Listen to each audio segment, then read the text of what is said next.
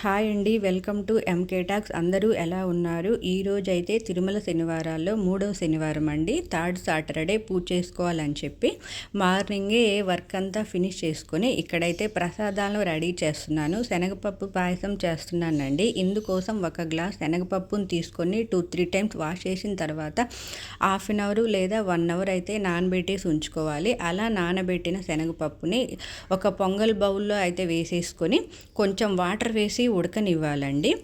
శనగపప్పు కొంచెం ఉడికిన తర్వాత మరీ మెత్తగా అవసరం లేదు. కొంచెం సేమియా అయితే వేసేసి బాగా కలుపుకొని ఇంకొంతసేపు ఉడకనివ్వాలి. సేమియా కూడా ఉడికిన తర్వాత సగ్గుబియ్యాన్ని అయితే ఒక హాఫ్ అన్ అవర్ ముందే నానబెట్టేసి ఉంచుకోవాలండి. అలా నానబెట్టిన సగ్గుబియ్యాన్ని కూడా వేసేసి బాగా కలుపుకొని ఇంకొంతసేపు ఉడకనివ్వాలి.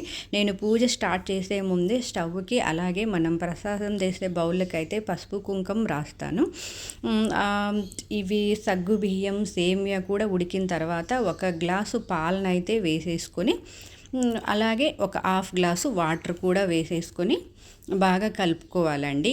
అవి కూడా కొంచెంసేపు అయితే ఉడకనివ్వాలి. నేనైతే పాలను కాచిన పాలే వేశాను. ఇక్కడైతే బియ్యం పిండిని రెడీ చేసుకోవాలి. దీనికోసం నిద్ర లేయగానే ఇప్పుడు నేను చూపించాను కదండి, అంత క్వాంటిటీ బియ్యం అయితే సరిపోతుంది. బియ్యంనైతే అయితే నానబెట్టేసుకొని ఒక హాఫ్ అన్ అవర్ ముందు ఒక పల్చటి క్లాత్ మీద ఆరబెట్టేసుకొని ఆరబెట్టిన రైస్ని ఒక మిక్సీ జార్లో వేసుకొని బియ్యంతో పాటు పచ్చి కొబ్బరిని చిన్న చిన్న ముక్కలుగా కట్ చేసి పచ్చి కొబ్బరి 2 యాలకులు అన్నీ కలిపి మిక్సీ పట్టుకోవాలండి.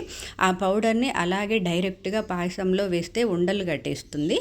అందుకని చెప్పి ఒక బౌల్లో వేసుకొని వాటర్ కలిపేసుకొని జారుగా కలుపుకొని ఆ బియ్యం పిండిని పాయసంలో వేయాలి.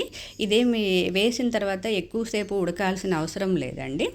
నెక్స్ట్ బెల్లం వేసేసుకొని ఒక 5-10 మినిట్స్ కనుక ఉడకనిచ్చామంటే పాయసం అనేది రెడీ అయిపోతుంది. ఇప్పుడు ఒక చిన్న కడాయి తీసుకొని 3 స్పూన్స్ అయితే నెయ్యి వేసుకొని కట్ చేసుకున్న బాదం పప్పు జీడిపప్పు పలుకుల్ని కొంచెం బ్రౌన్ కలర్ వచ్చేంతవరకు వేయించేసుకొని పాయసంలో వేసేసుకొని బాగా కలిపేసుకున్నామంటే అంతే అండి, పచ్చిశనగపప్పు పాయసం రెడీ అయిపోతుంది. ఇక్కడైతే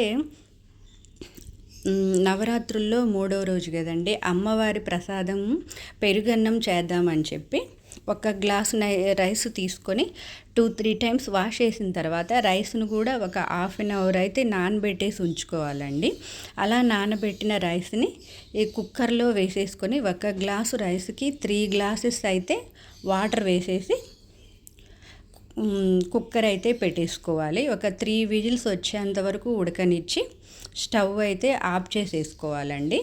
నెక్స్ట్ ఇలా ఉడికిన రైస్ని ఒక బౌల్లో అయితే వేసేసుకొని బాగా మెత్తగా కలుపుకోవాలి. ఎందుకంటే పెరుగన్నం పొడి పొడిగా ఉంటే బాగుండదు కదా.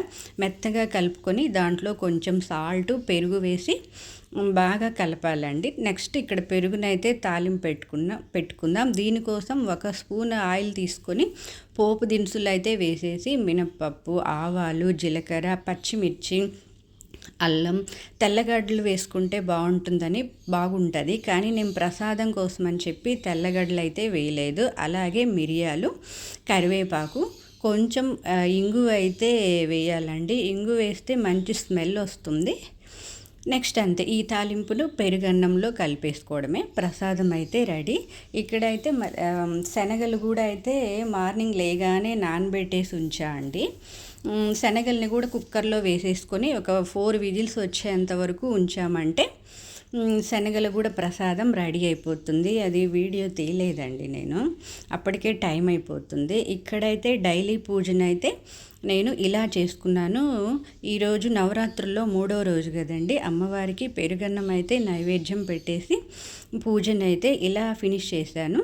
ఇప్పుడు తిరుమల శనివారాల పూజ కోసం అయితే ఒక పీటనైతే తీసుకొని, ఇదైతే కింద చేస్తున్నాను. మందిరం కొంచెం పైన ఉంటుంది, మందిరం కింద ఇట్లా ఒక పీటను వేసుకొని పసుపు రాసి బియ్యం పిండితో అయితే ముగ్గును పెట్టేసుకొని తర్వాత కుంకుమ బొట్లు అయితే పెట్టేసి కింద అయితే స్వామివారిని అయితే ఇలా ప్రతిష్ఠించుకొని పూజనైతే ఇలా చేసుకున్నానండి. తిరుమల శనివారాల్లో మెయిన్ తులసి మాల ఉండాలి, అలాగే పిండి దీపం కూడా పెట్టాలండి. ఇవి రెండు అయితే ఖచ్చితంగా ఉండాలి.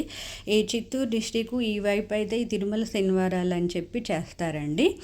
నెక్స్ట్ ఇదిగో తాంబూలము, ప్రసాదం అయితే పాయసం, పెరుగన్నం, శనగలు ఇవైతే ప్రసాదం పెట్టి పిండి దీపం పెట్టి శంకుచక్ర దీపాలు అయితే దీపాలు వెలిగించా అండి.